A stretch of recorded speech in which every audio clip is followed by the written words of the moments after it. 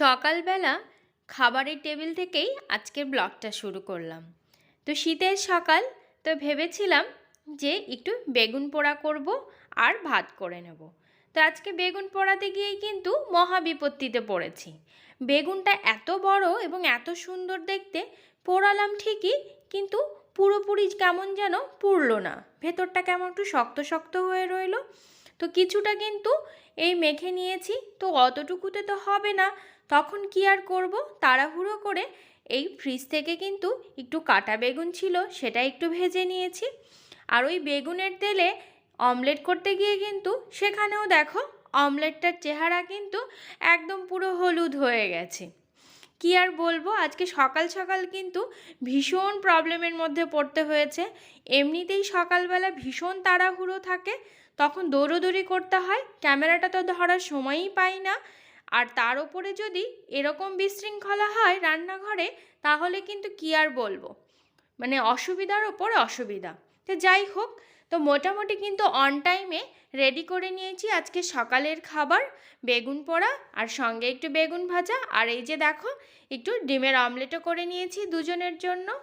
তো good morning friends, তোমরা কেমন আছো? আমি তো ভালো আছি। তো আজকে এখান থেকেই ব্লগটা শুরু করছি। তো সকালবেলা খাওয়া দাওয়া শেষ করে কিন্তু ও অফিসে চলে যাবে। তা আমার কিন্তু ঘরের সমস্ত কাজ কমপ্লিট করে আবার রান্নাবাড়ি করতে হবে।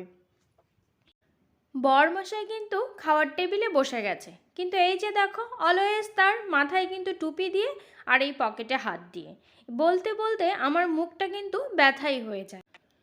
তোমরা কি কখনো খাও এরকম ভাবে? ওকে বলতে বলতে আমার কি আর বলবো, সে তার নাকি ভীষণ কানে ঠান্ডা লাগে, তাই সবসময় মাথায় টুপি পরে খেতে হবে। আর এই যে দেখো আমি যেই মাত্র চলে যাচ্ছি, সে কিন্তু মাথায় ক্যাপ ওঠানোর চেষ্টা করছে। মানে তার কি যে অভ্যেস, কি আর বলবো। মানে কখনো মাঝে মাঝে বকা দিই, আবার মাঝে মাঝে কিন্তু ভীষণ হাসি পায়। তো ভাবলাম যে আমিও কিন্তু ওর সঙ্গেই ব্রেকফাস্টটা শেষ করে নিই, কারণ সকালের খাবার দাবার যদি ঠিক টাইমে শেষ না হয়, তাহলে পরের কাজগুলো করতে কিন্তু অনেক দেরি হয়ে যায়। আর সকাল থেকেই কিন্তু একটার পর একটা কাজের কিন্তু ভীষণ তাড়া থাকে।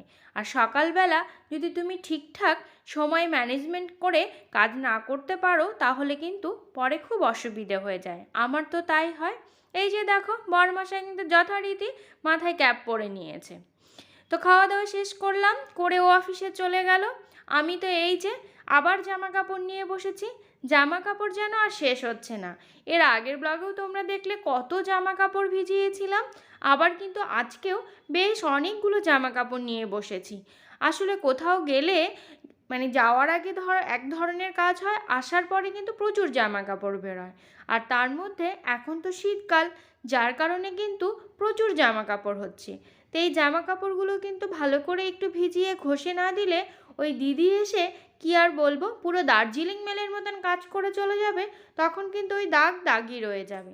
তো আমাকেই ধুয়ে একদম ঘষে একদম রোগড়ে সব পরিষ্কার করে রেখে দিতে হবে, দিদি জাস্ট শুধু এসে জলে ধুয়ে বেরিয়ে যাবে। এই তো ওদের কাজ, বলে লাভ নেই। তার কারণ হচ্ছে ওরাও আসলে অনেকগুলো বাড়িতে কাজ করে, অত ওইভাবে কাজ করলে তো হয়তো টাইমটাকে ম্যানেজ করতে পারবে না। যার কারণে কিন্তু আমি পুরো ঘষে একদম নোংরাগুলো উঠিয়ে রেডি করে রাখছি, তাহলে দিদি তাড়াতাড়ি কাচাটা হয়ে যাবে। তো এই সকালবেলা কিন্তু মানে ঘুম থেকে ওঠার পরে কিন্তু একটা মিনিট রেস্ট পাই না। ঘুম থেকে উঠে কিন্তু একটু হাঁটাহাঁটি কমপ্লিট করে কিন্তু চলে আসি রান্নাঘরে। সকালবেলা তাড়াহুড়ো তাড়াহুড়ো লেগে যায়, ঠিক 8:30টার মধ্যে কিন্তু আমাকে ব্রেকফাস্ট কমপ্লিট করতে হয়। ওকে কিন্তু খাবার দিয়ে দিই, দিয়ে কিন্তু আমিও খেয়ে নিই। খাওয়া দাওয়ার পরে কিন্তু এই যে কাজগুলো চলতে থাকে পরপর পরপর, কি আর বলবো। মানে মাঝে মাঝে না এত বিরক্ত লাগে এই কাজগুলো করতে, কিন্তু কি আর করার, একা সংসার, তোমাকে তো করতেই হবে। তোমরা যারা একা একা আছো তারা বুঝতে পারো হয়তো আমার প্রবলেমগুলো। মাঝে মাঝে একদম ভালো লাগে না করতে, তবুও করতে হয়। তো এই করতে করতে দেখো আমার কিন্তু জামা কাপড়গুলো মোটামুটি ভেজানো হয়ে গেছে। তো এবার জামা কাপড়গুলো ভিজিয়ে এবার কিন্তু আরও অনেক কাজ পড়ে আছে, এখনও রান্না বাকি, স্নান করা বাকি, পুজো করা বাকি, এবং ঘরের কিন্তু ক্লিনিং ডাস্টিং কিছুই হয়নি। আর যেহেতু অনেক দিন ছিলাম না, তো ডাস্টিংয়ের কাজটাও সত্যি অনেকটাই করতে হবে, তার কারণ প্রচুর ধুলো জমে গেছে। এই যে দেখো জামা কাপড়ের যেন আর শেষই হচ্ছে না। এই তো আবার দুজনের দুটো জিন্স প্যান্টও রয়ে গেছে, সেটাও এখন ভেজাতে হবে। কি আর বলবো, মাঝে মাঝে মানে এত কাজ করতে করতে হাঁপিয়ে উঠি, তখন মনে হয় সত্যি একটু রেস্টের প্রয়োজন। আর তার মধ্যে কাজ করতে করতে যদি তোমার আরও প্রবলেম হয় যে তোমাকে কেউ ডাকছে, কেউ কলিং বেল বাজিয়ে নিচে যেতে হচ্ছে বারবার করে, এসব কাজ করতে হয়, কাজের মাঝে কিন্তু আরও বেশি প্রবলেম হয়। সংসারের রোজকার কাজে কিন্তু কোনো বিরাম নেই। যারা তোমরা অফিসে কাজ করছো বা বাইরে কাজ করছো, প্রত্যেকেরই কিন্তু সানডে হয়, কিন্তু যারা সংসারে কাজ করে তাদের কিন্তু কোনো সানডে হয় না, তাদের কিন্তু 24 আওয়ার্স কাজ সত্যিই করতে হয়। কি অদ্ভুত না? তো যাই হোক, এই তো চলে এসে কিন্তু ঘরের ক্লিনিংগুলো কমপ্লিট করে বেডটাও সেট করে নিয়েছি। মোটামুটি ডাস্টিংয়ের কাজটা আজকে একটু করলাম, যতটা পারলাম। সম্পূর্ণটা করা সম্ভব হলো না, তার কারণ ঘড়িতে কিন্তু প্রায় 11টা বেজে গেছে। এই যে দেখো, দিদিও কিন্তু ঘর ঠর মুছে জামা কাপড় কেচে দিয়ে দিদির কাজ কিন্তু কমপ্লিট হয়ে গেছে, কিন্তু আমার কাজ তো এখনও কমপ্লিট হয়নি। এই ঘরেও মোটামুটি গুছিয়ে নিয়েছে, গুছিয়ে রেখে দিয়েছি, এখনও আলমারিতে তোলা হয়নি জামা কাপড়গুলো। তো চলে এলাম কিন্তু রান্নাঘরে। এখন রান্না না করলে সত্যি ভীষণ দেরি হয়ে যাবে, কারণ ডট দুটোই ও বাড়িতে চলে আসে। তার আগে কিন্তু আমার রান্না, স্নান, পুজো পুরো কমপ্লিট করে রাখতে হবে। তো ভাবছি চলো, এর মধ্যে তোমাদেরকে দেখালাম যে আমি এতগুলো কাজ করলাম, তার ফাঁকে কিন্তু আমি ডাল সেদ্ধ বসিয়ে দিয়েছিলাম। তো আমার ডালটা কিন্তু প্রায় সেদ্ধ হয়ে গেছে। তো আজকে ভাবছি যে 5 ফোড়ন দিয়ে ডালটা রান্না করব। তার জন্য একে একে সমস্ত ফোড়নগুলো দিয়ে দিচ্ছি। আসলে রান্নাঘরে এসে আমার কিন্তু এক্সপেরিমেন্ট করতে খুবই ভালো লাগে, যে এটার মধ্যে এটাই দিতে হবে এরকম কিছু ব্যাপার নেই। তো আমার এক এক দিন এক এক রকম মনে হয় যে আজকে যদি এরকমভাবে রান্না করি কেমন হয়, তো ওরকমভাবে এক্সপেরিমেন্ট করি। সবসময় যে সেটা খেতে ভীষণ ভালো লাগে তা নয়, তবে বেশিরভাগ ক্ষেত্রেই কিন্তু গতানুগতিকতা থেকে যদি তোমরা একটু বেরিয়ে অন্যরকম কিছু ট্রাই করো, তাহলে কিন্তু ভালোই লাগবে। আমার তো বেশ লাগে, আর আমার হাজব্যান্ডও কিন্তু এই বিষয়টা ভীষণ এনজয় করে। তো এই যে দেখো, আমার কিন্তু ডাল ফোড়নটা দেওয়া হয়ে গেছে। তো ওই কড়াইয়ের ভেতরেই কিন্তু আবার পরিমাণ মতো তেল দিয়ে একটু কালো জিরে ফোড়ন দিয়ে কি করব বলো তো, করব হচ্ছে পেঁয়াজকলি আলু ভাজা। এই শীতের পেঁয়াজকলি আলু ভাজা খেতে কেমন লাগে বলো তো? আমার তো খুব ভালো লাগে, আর আমার হাজব্যান্ড কিন্তু ভীষণই পছন্দ করে। তো একদিকে ডাল বসিয়ে দিয়েছি, আরেকদিকে কিন্তু এই যে পেঁয়াজকলি আলু ভাজাটা বসিয়ে দিলাম। তো এটা কিন্তু নুন হলুদ দিয়ে আমি আগেই মেখে রেখেছিলাম। তো এখন একটু কালো জিরে ফোড়ন দিয়ে এটাকে একটু নেড়ে চেড়ে একটু ঢেকে দেব, যাতে এই আলু আর পেঁয়াজকলিটা সুন্দরভাবে সেদ্ধ হয়ে যায়, তাহলে কিন্তু বেশ ভালো লাগে খেতে। এই যে দেখো, আমি কিন্তু ফোড়ন দিয়েছি, দিয়ে কিন্তু একটু জাল দিয়েও নিয়েছি। ডালটা কিন্তু মোটামুটি হয়ে গেছে। তো নামানোর আগে ভাবলাম সামান্য একটু ধনেপাতা দিয়ে দিই, যেহেতু পেঁয়াজ রসুন কিছুই দিইনি, হালকা একটু ধনেপাতা দিলে কিন্তু সুন্দর একটা ফ্লেভার আসবে। আর শীতের ধনেপাতা খেতেও কিন্তু ভীষণ ভালো লাগে। তো আমার ডালটা কিন্তু মোটামুটি রেডি হয়ে গেছে, তো এখন নামিয়ে নেব। তো নামিয়ে কিন্তু আমি দেখো ওইদিকে পেঁয়াজকলি আলু ভাজাটাও কিন্তু নামিয়ে নিয়েছি, হয়ে গেছে। এবার ওই কড়াটা পরিষ্কার করে আমি কিন্তু কড়ার ভেতরে একটু তেল দিয়ে নিলাম, দিয়ে কিন্তু তো আজকে রান্না করব কি বলো তো, আজকে রান্না করব হচ্ছে চিতল মাছ। তো আমার কিন্তু চিতল মাছ খেতে ভীষণ ভালো লাগে, আর বাজারে গিয়ে খুব পছন্দসই চিতলের পেটি পেয়ে গেছিলাম। তো এই চিতল মাছটা প্রথমে আগে একটু ভেজে নিই। তো দেখলাম কড়াতে কিন্তু দুটোর বেশি দেওয়া যাচ্ছে না, দুটো দুটো করেই ভাজছি। এই যে দেখো, উল্টাতে গিয়ে কি মহা প্রবলেম, সে উল্টাচ্ছিল না, অনেক কষ্টে উল্টালাম। তো মাছগুলোকে সুন্দর দুদিকে লাল লাল করে আগে ভেজে নিই, তারপরে এটাকে রান্না করব। তো ওই দুটো তো ভাজা হয়ে গেছে। তো আর এই পরের যে দুটো ছিল সেটাও দিয়ে দিয়েছি। আর এই যে দেখো, মোট 4 পিস আমাদের দুজনের মাছ ভাজাগুলো কিন্তু রেডি হয়ে গেছে। দেখে কি ভালো লাগছে না?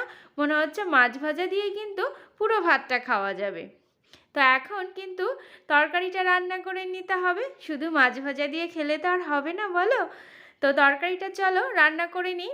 তো এই তো দেখো কড়ার মধ্যে কিন্তু আমি একটু ফোড়ন দিয়ে, একটু শুকনো লঙ্কা তেজপাতা ফোড়ন দিয়ে কিন্তু আমি লম্বা লম্বা করে আলু কেটে এটাকে একটু ভেজে নিচ্ছি। আসলে শীতকালের আলু তো একটু খুব বেশি লম্বা হয় না। যদি গরমের সময় হতো অনেক বড় বড় লম্বা আলু হতো, দেখতে কিন্তু অনেক ভালো লাগতো। কিন্তু শীতের এই আলুটা কিন্তু খেতে অনেক বেশি টেস্টি হবে। তো আমার আলুগুলো কিন্তু মোটামুটি ভাজা হয়ে গেছে। আর আমি কিছু মশলার পেস্ট করে নিয়েছিলাম, সেই পেস্টটা একটু দিয়ে দিলাম। তো এরপরে তো তোমরা সবাই জানো যে এরপরে কিন্তু সুন্দর করে কষিয়ে নিতে হবে।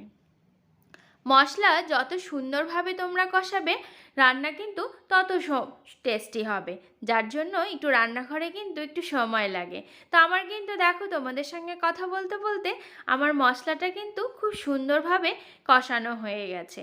তো এখন দেখেই কি লোভনীয় লাগছে না বলো? তো এখন কিন্তু জল দিয়ে দিব।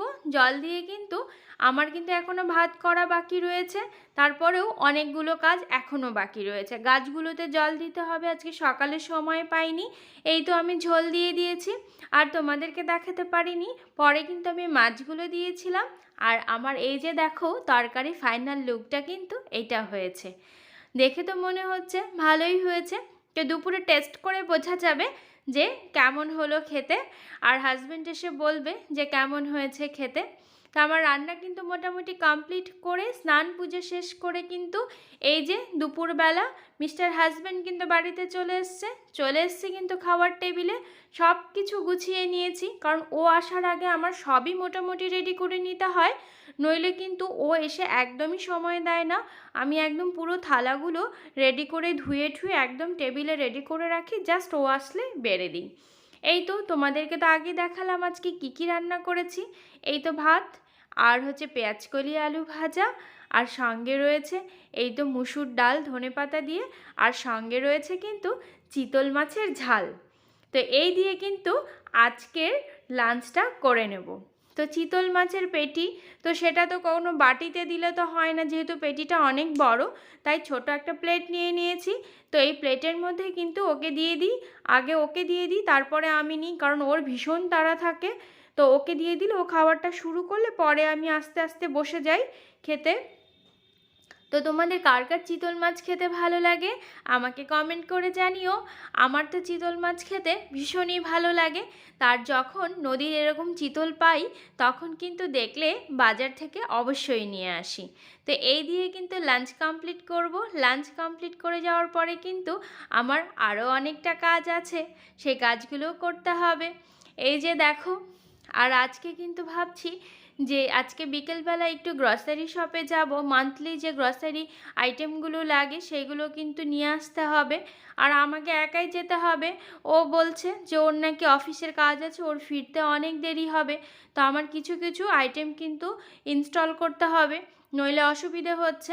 তো আমাকে কিন্তু আজকে যেতে হবে, তাই ভাবছি খাওয়া দাওয়া কমপ্লিট করে একটু রেস্ট নিয়ে কিন্তু আবার সেখানে বেরোবো। বলো, কাজের শেষ নেই। এই যে সকাল থেকে দেখছো কত কাজ করছি, তবুও অনেক কাজ আছে যে কাজগুলো কিন্তু আমি তোমাদেরকে সব সময় ক্যামেরাতে দেখাতে পারি না, বা দেখানো সম্ভবও হয় না।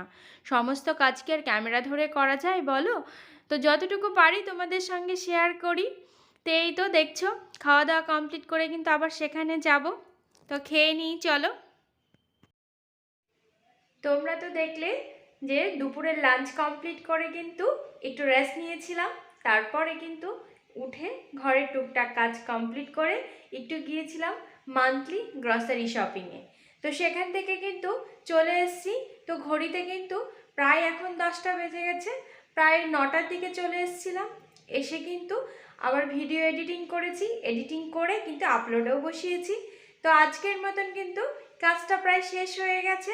তো এদিকে কিন্তু রাতের জন্য ভাতও বসিয়ে দিয়েছি। আমার ভাতটা কিন্তু অলমোস্ট কমপ্লিট হয়ে গেছে রান্না করা। তা এখন রাত হয়ে গেছে, ডিনার করতে হবে, তার বেশি কথা নয়। তা আজকের ভিডিওটা কিন্তু এখানেই এন্ড করছি। যদি তোমাদের এই ভিডিওটা ভালো লেগে থাকে তাহলে প্লিজ লাইক করো, কমেন্ট করো, শেয়ার করো, এবং আমার চ্যানেলটিকে কিন্তু অবশ্যই সাবস্ক্রাইব করো।